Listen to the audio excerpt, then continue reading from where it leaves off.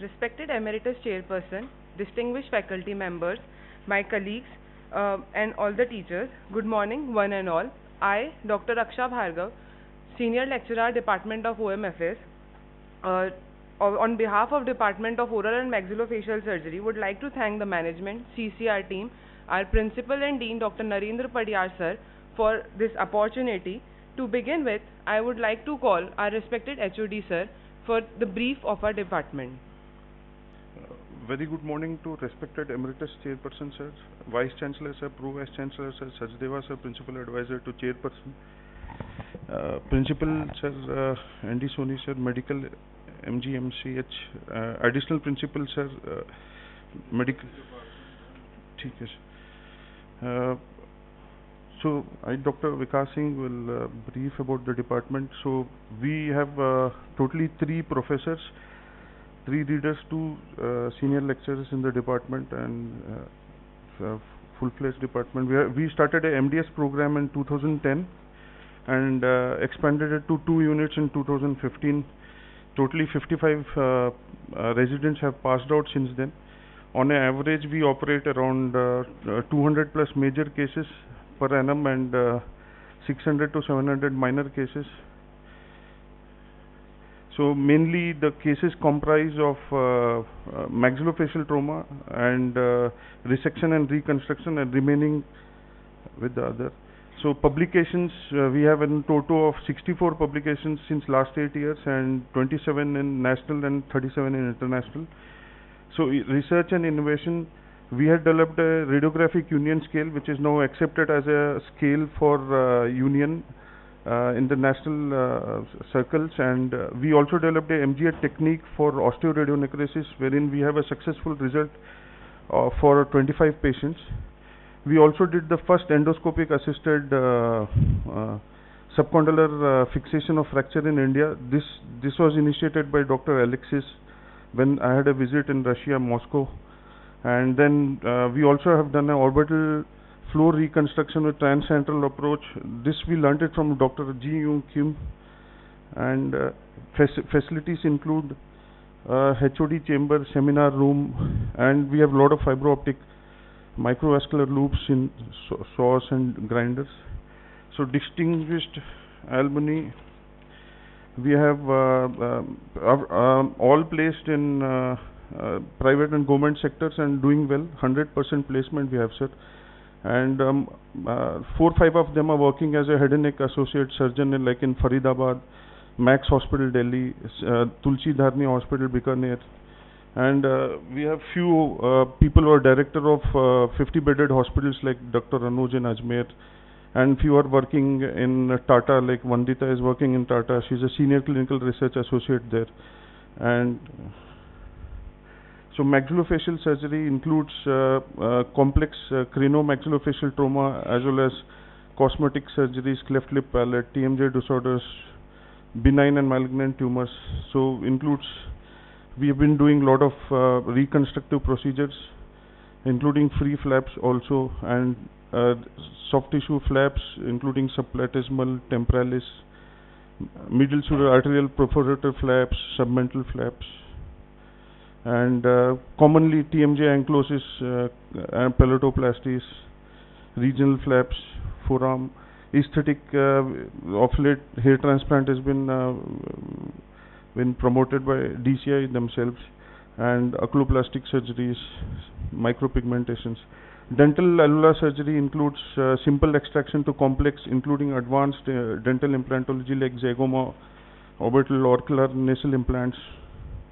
We have been awarded in a lot of places, have also been speaking and conducting a lot of aesthetic laser medicine and all workshops.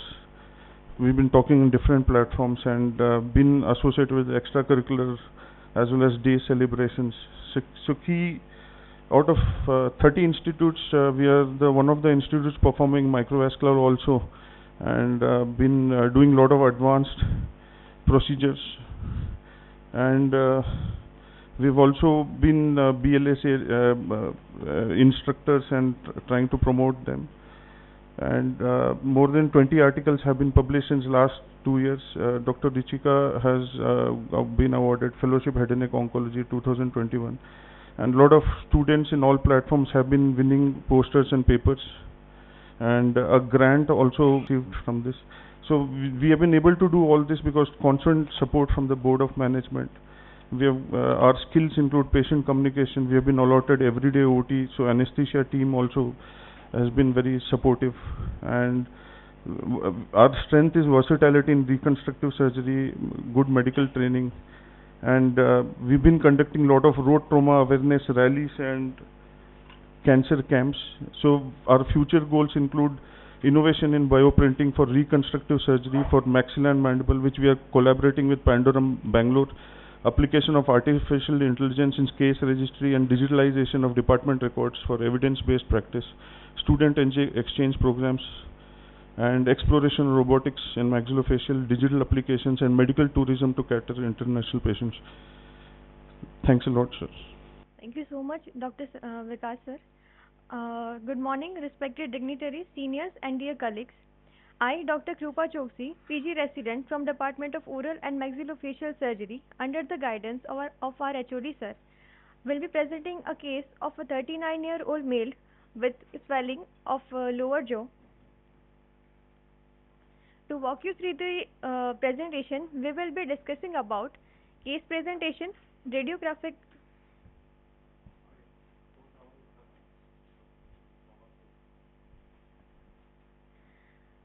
We will be discussing about case presentation, radiographic evaluation, treatment planning, surgical procedure, histopathological evaluation, follow-up, recent advances, and future of reconstructive surgery. A 39-year-old male patient residing at Alwar, who is veterinary doctor by occupation, reported to Department of Oral and Maxillofacial Surgery with the chief complaint of pain and swelling in the right side of lower jaw since last 1 month. Patient was apparently asymptomatic before 1 month, after which he started experiencing pain, which was gradual on onset, dull, aching, and continuous in nature, radiating to right side of the face. Pain aggravated by chewing food and was relieved by taking medication. Pain was not associated with mild swelling. Swelling was initially of pea-shaped, which gradually increased to the current size within a month. There was no change in size since then. There was no history of food lodgement, pus discharge, tooth mobility, trauma, abnormal salivary flow, consistency, foul smell, or change in the color. There was no history of weight loss, fatigue, or evening rise in the temperature.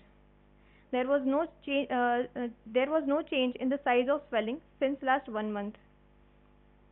Patient gives history of removal of pathology elsewhere with respect to right mandible under LA 3 years back, which was uneventful. Patient did not have any relevant documents of the procedure. Patient underwent the treatment of nasal bone fracture, which was close reduction under GA in 2008 in government hospital Mumbai, which was uneventful, and there was no any history of any known systemic condition or drug allergy. There was no any relevant past dental history. Patient brushes his teeth once a day, is vegetarian. Patient has normal and regular bowel and bladder habits, gets adequate sleep of approx 6 to 8 hours, and gives no history of alcohol intake, tobacco abuse, or any substance abuse. Patient gives no history, which was family history, which was relevant. There was no history of difficulty in deglutition, fever or malaise, weight loss, insect or animal bite, skin lesions, or any bleeding tendency. Coming to the history summary, a 39-year-old male patient with pain and swelling in right side of the face since last 1 month. Pain aggravates on chewing food and relieves by taking medication. History of removal of pathology with respect to right mandible under LA 3 years back.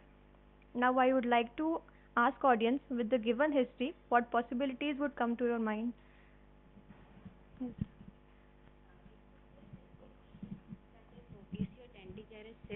As the patient presents with pain and swelling and pain aggravated on chewing of food. Any other differentials?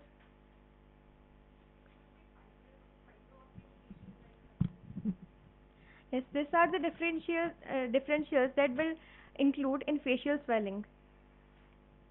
Considering the history given by the patient and based on tissue of origin, there can be multiple possibilities of tissue swelling, which may include cellulitis, facial space infection of inflammatory etiology, hematoma or contusion due to trauma, cystic lesion, salivary gland tumors, vascular lesion, benign or malignant tumors.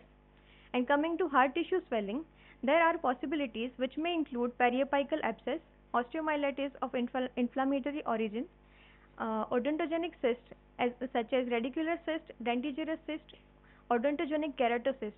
Here the term odontogenic refers to the cyst originating from the tooth forming tissues.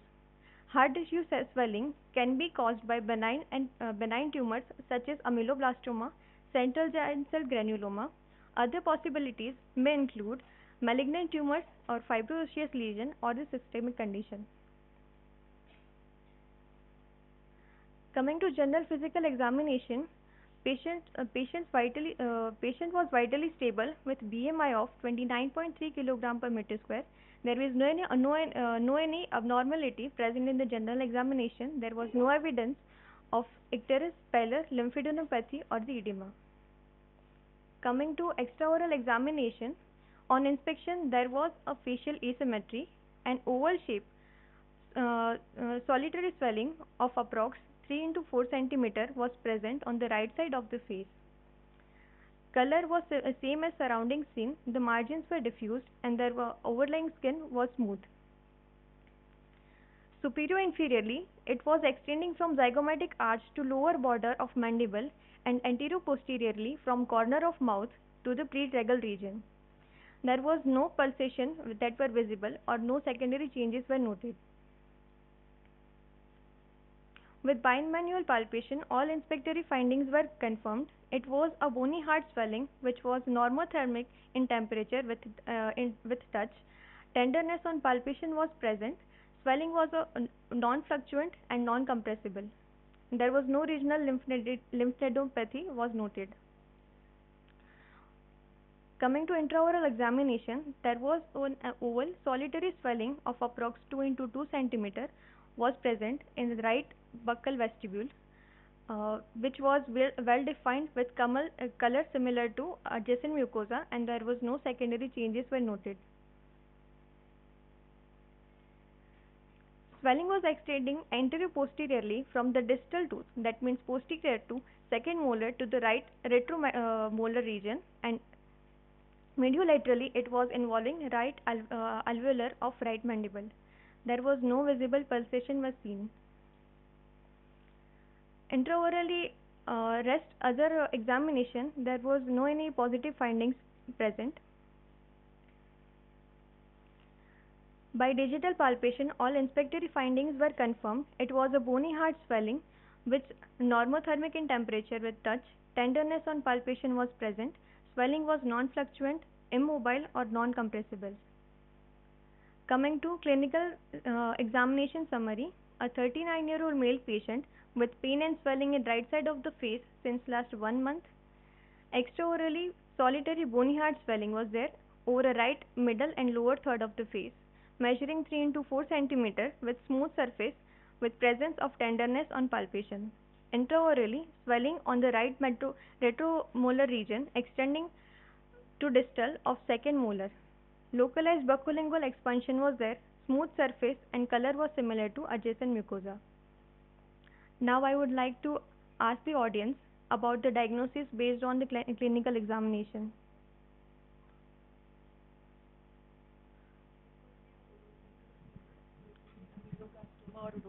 Yes. Very well said. During the extraoral examination, extra and intraoral examination, swelling was of bony hard consistency, so we can rule out all the possibilities of soft tissue swellings. Coming to hard tissue swelling, periapical abscess generally arise from caries or dental trauma, leading to subsequent infection and inflammation around the tooth. There is a possibility of draining pus, which was absent in our patient. Osteomyelitis is associated with infection due to bacteria trauma. Clinically, there is presence of pus discharge or a fistula formation at the affected site, which was absent in our case. CGCG generally seen in anterior, CGCG, that is central giant cell granuloma, are generally seen in anterior portion of the jaw, and usually site involvement is anterior to molars. Paresthesia is commonly seen, most commonly seen in younger individuals. Our patient was of adult with 39 years of age. Malignant lesion may present with ulceration, proliferation, and tissue breakout at the site of lesion. And in our case, lesion was slowly growing and there was no history of ulceration or growth of skin. Patient may experience systemic symptoms like weight loss, which was absent in our case. Cherubism is usually characterized by bilateral multilocular jaw expansion, but in our case, the swelling was unilateral, which rule out cherubism. To rule out more differentials, we requested blood investigations, OPG, that is orthopantomogram, and CBCT, that is cone beam computed tomography. Then we requested Department of Oral Medicine and Radiology for evaluation of OPG and CBCT. I would like to call Dr. Amrita Agarwal from Department of OMR to discuss about the same. Thank you, Dr. Krupa. Myself, Dr. Amrita Agarwal. I am leader in the Department of Oral Medicine and Radiology. I will discuss the radiological features of the present case.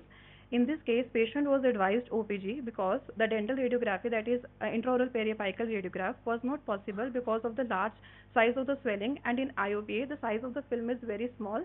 So we proceeded with the OPG. In OPG, patient remains static between the sensor and the X-ray source, and the machine rotates around the head of the patient, and we get 2D image of a 3D structure, and we get the image like this. In this, we can appreciate a large radiolucent lesion which is present on the right side of the mandibular region. In this, red line signifies the inferior alveolar canal, and this lesion is extending backwards and upwards from the body of the mandible up to the ramus region, and it is 1 centimeter below the sigmoid notch. And we can appreciate that the anterior border of the ramus is completely involved, and the posterior border, 1/4 of the ramus remains unaffected, and the lower border of the mandible is unaffected. As the lesion is present above the inferior alveolar canal, so there are high chances that the lesion is comprised of odontogenic tissue in origin. Whenever the lesion is present above the inferior alveolar canal, the lesion is comprised of odontogenic tissue in origin. And we can see the well-defined corticated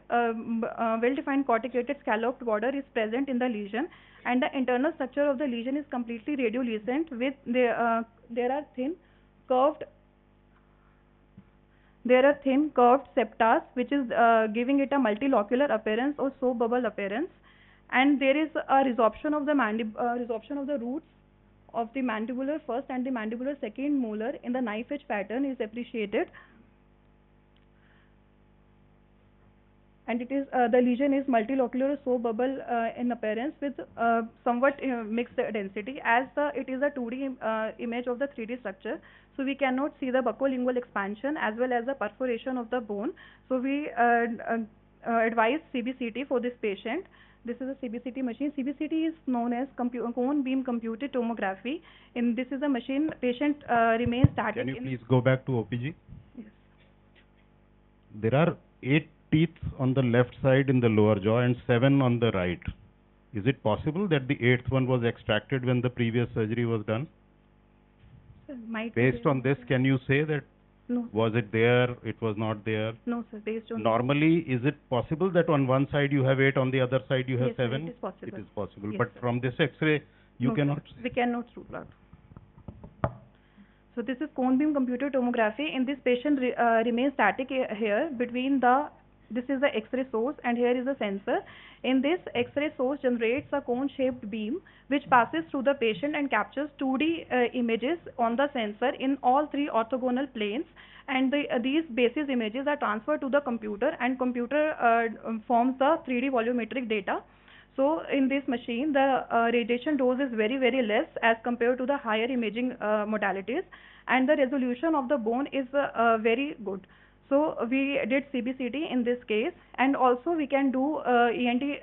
Also we can do the airway analysis in this machine, as well as we can do the ear bone evaluation, as well as the bone tumors, the margins of the bone tumors, which will eventually help in the conservative resection of the tumors. So this kind of window we get in after the scan, which takes less than 30 seconds. So these are the scout images.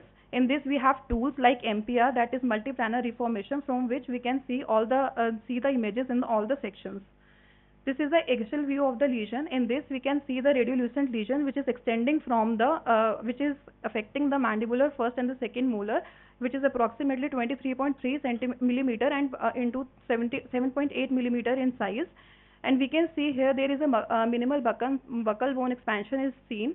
There is thinning of the lingual cortical plate, and there is with no perforation on the lingual cortical plate, but there is slight perforation is seen here in the buccal cortical plates. But the lower border of the mandible is unaffected. In the sagittal section, we can see the lesion which is extending from the body of the mandible up to the ramus region, and the anterior border of the ramus is completely involved with loss of, with resorption of the roots on the mandibular first and the mandibular second molar. This is the coronal view. In this coronal view, we can see the communication between the inferior alveolar canal and the lesion, and there is thinning of the lingual cortical plate. This is a 3D reconstruction view, which in which we can see the bone perforation on the ramus region, in which is involving the mandibular foramen.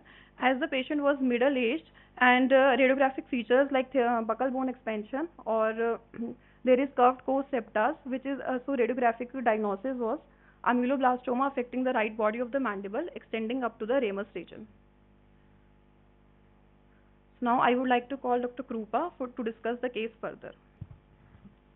The conservative methods are preferred for small, well-defined lesions but have high recurrence rate of more than 50%. Radical approaches are used for larger lesions with unclear margins, such as those with soap bubble appearance, which was in our patient, and it offers low recurrence rate but may involve aesthetic and functional defects. After considering all the evidence-based literature, our treatment plan was segmental resection of the mandible and of the tumor, followed by reconstruction of mandibular defect, followed by prosthetic rehabilitation. Brown classified mandibular defect created after segmental resection as class 1, which include lateral defect not including ipsilateral canine or condyle, class 1C, that is lateral defect including the condyle. Class 2 is hemimandibulectomy including ipsilateral but not contralateral canine or condyle involved. Class 2C, it is hemimandibulectomy including the condyle.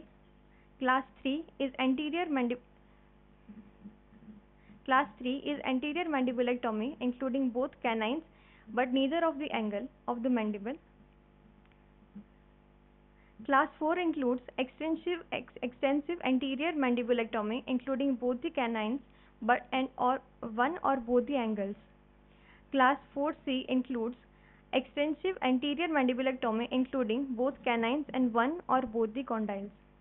In our case, the mandibulectomy defect which was created was class 1.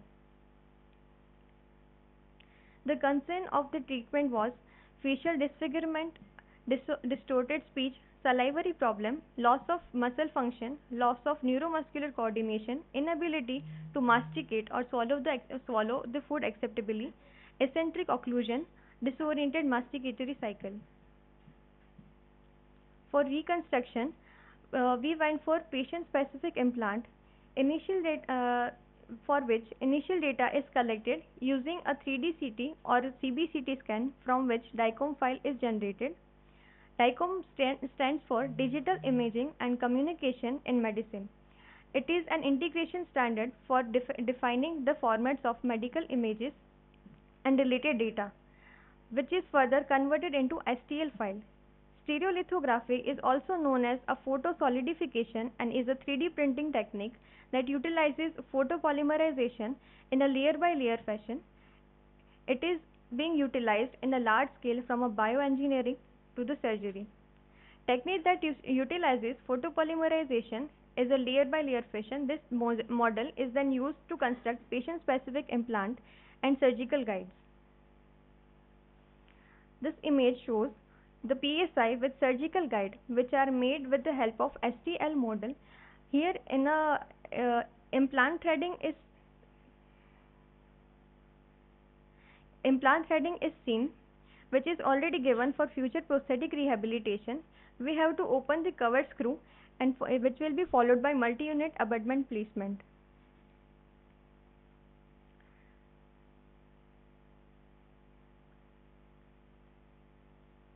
This is an STL model of current case. Marking that we can see is exactly where the resection guide will fit. The step 1 is to fit the guide at the anterior marking, which is to be fit by 2 mm monocortical screws. Dissection will be done at the posterior border of the guide.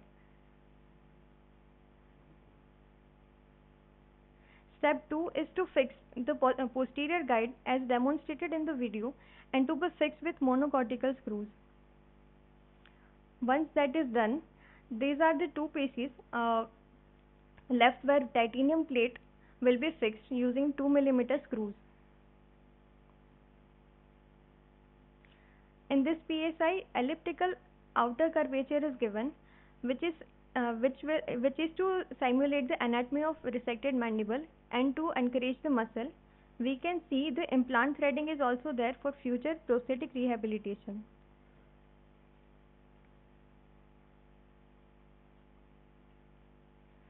All routine blood investigations were within normal limit. Proper informed consent was taken from the patient. Pre-anesthetic consultation was done. Here I thank Department of Anesthesiology, Critical Care and Pain Management for their support pre, intra and post-operatively. Coming to the surgical procedure, left nasotracheal intubation was done. Ryle's tube was inserted in the right nostril.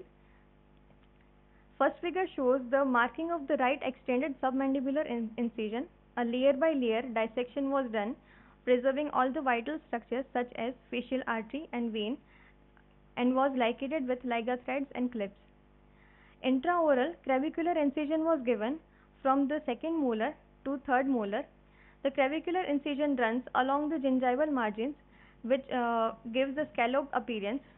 Full thickness mucoperiosteal flap was raised and lesion was exposed and isolated. One surgical guide was fit from posterior to second molar and one on the ramus region at the coronal process of right side.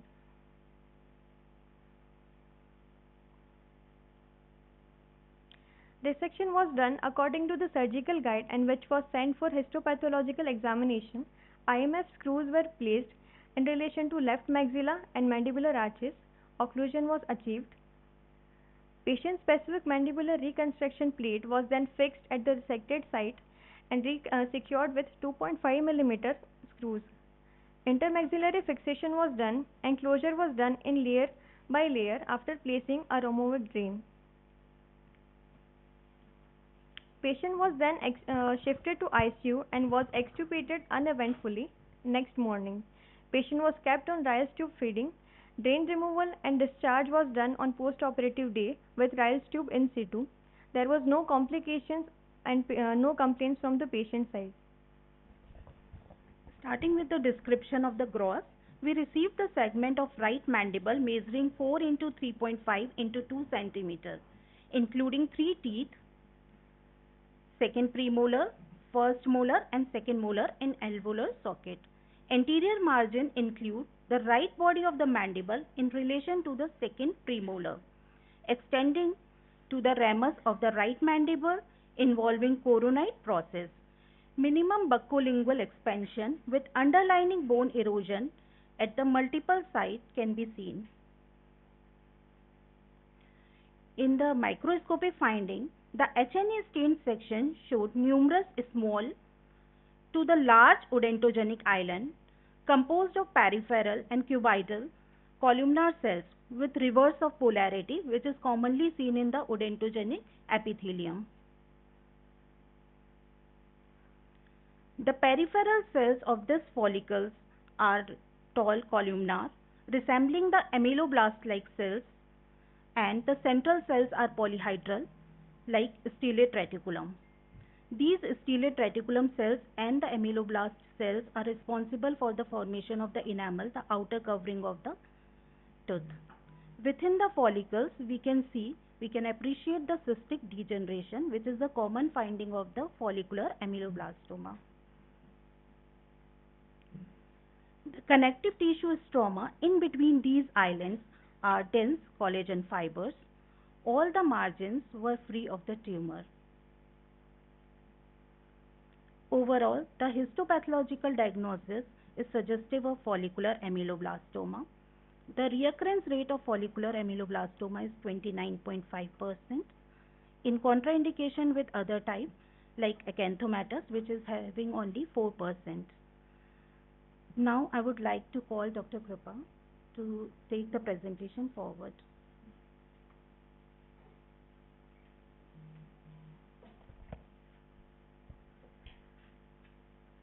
Thank you, ma'am. This is a post-operative radiograph showing patient-specific implant anatomically well adapted in the defect site.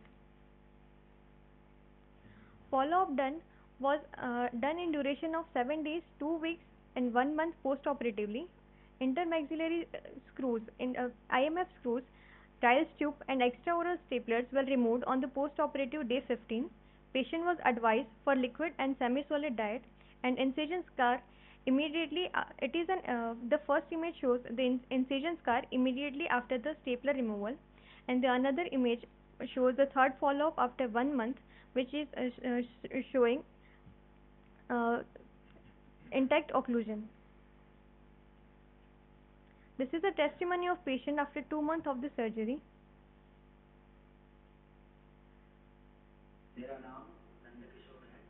मेरी उम्र 39 वर्ष है। मैं अलवर राजस्थान का निवासी हूँ।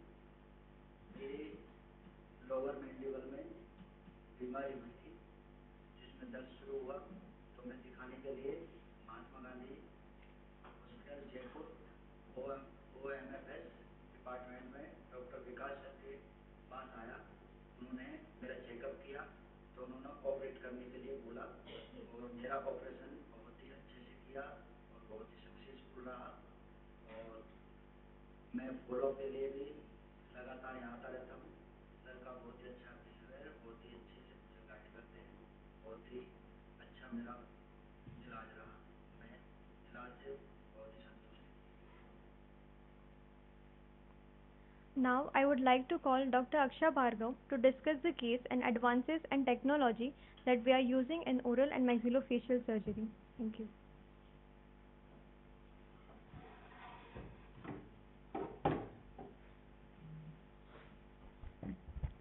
Good morning, everyone. Thank you, Dr. Krupa. To begin with, let us know what ameloblastoma is. It is the most common benign odontogenic tumor, which is slow growing and locally aggressive. It originates from the remnants of the odontogenic epithelium called as the cell rest of Melasses, from the epithelium of enamel origin, or from the surface epithelium of basal cells.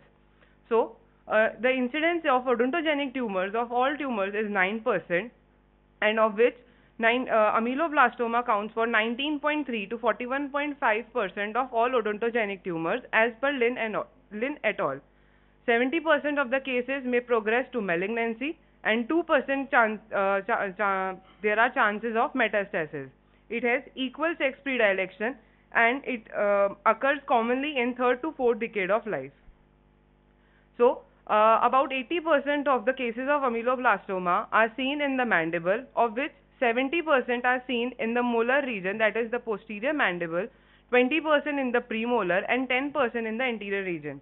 The incidence is quite low in maxilla, but the rate of spread in maxilla is more as compared to the mandible. There are various types of ameloblastoma, like first is the unicystic type, which is slow growing and is cyst-like. The second is the multicystic or the solid type, which is seen in our case. It is the most prevalent and the most aggressive form of ameloblastoma. It infiltrates the adjacent tissue and has a tendency to metastasize. There are various other histological types of the solid multicystic type. The third is the peripheral type, which involves the alveolar mucosa, and fourth is the malignant type, the ameloblastoma, that has a tendency to metastasize. There are mainly two modalities for the management of ameloblastoma. First is the conservative approach, which includes, and the second is the radical treatment. The conservative management includes enucleation, which means the surgical removal of the cyst, complete removal of the cyst along with its lining and surrounding tissue. Curettage is the surgical scraping of the cyst and its lining, and marsupialization is a surgical method where the cyst is opened and edges are sutured to the adjacent structures, adjacent tissue, to allow fluid to drain. Thus, the size of the fluid is the size of the cyst is reduced, and finally the pathology is removed. And the radical modality includes the marginal and the segmental resection, where along with the pathology 2 cm of the adjacent bone is also removed. The recurrence rate after conservative treatment is 60 to 80%, and as evidence from the other literature and the study, various researchers have given a recurrence rate of 90%. Shatket and all reported an incidence of recurrence after enucleation to be 86%, and Nakamura et al. Reported a recurrence rate after conservative management of 33 to 90%. The main causes for recurrence are the histological types, as said by Dr. Shilpa ma'am, that is, the follicular type has the highest chance of recurrence. Then is the aggressive biological behavior of the tumor, and the third cause may be the incomplete removal of the tumor, leading to locoregional recurrence. So, considering the such high recurrence rate, the most acceptable treatment option for such tumors is the segmental resection, and as per the meta-analysis done by Hendra et al. In 2023, segmental resection has ranked the highest for reducing the recurrence rate in comparison to conservative options. An ideal segmental defect reconstruction aims to restore the height and width of the missing part, to re-establish the muscle attachment and replace the missing dentation in order to withstand the forces. Thus, the residual defect, if not reconstructed, may lead to jaw deviation, scar contracture, functional impairment. So, the gold standard for the method for reconstruction of such mandibular defects is the osteocutaneous flap, utilizing the principle of replacing the like with like. The various graft options that can be used are the fibula, iliac crest, scapula, and the radius, of which fibula provides the best option for the mandibular reconstruction due to various advantages like the long bone segment that it has, multiple osteotomies can be done, and less donor side morbidities. This is the case of mandibular reconstruction, with where reconstruction is done with the recon plate without graft. Such cases have a complication rate of 7 to 69% and has various complications like plate exposure, fracture, and infection, and thus may require second salvage surgery. This is a case where we have used avascular fibula graft. The complications rate are high in such cases also, and the avascular fibula is best suited for defects less than 6%, 6 centimeter. The third is the reconstruction with vascular fibula graft, which is the gold standard for mandibular defect. It has a success rate of 87%, has better stability, good healing, excellent functional and aesthetic results, and but it is time consuming, requires expertise, and over contouring may lead to speech abnormalities. Recent advancement has, as we have done in our case, is the patient specific implants, which uses the digital technology that virtually visualize the pathology, plan osteotomy sites, design gutting guides, and helps in fabrication of prostheses. The various advantages of the PSI are the reduced operative time, early recovery, restore aesthetics and function, less avoidance of donor side morbidity, and is a better choice in medically compromised patients. But its high cost is the main advantage of this implant. Pramod et al. In 2023. क्या cost पड़ी इस patient को? Sir, approx 2 lakhs for the. Pramod et al.